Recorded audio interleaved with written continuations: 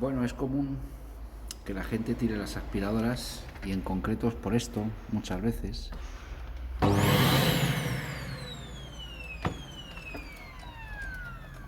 Es el cable el que falla.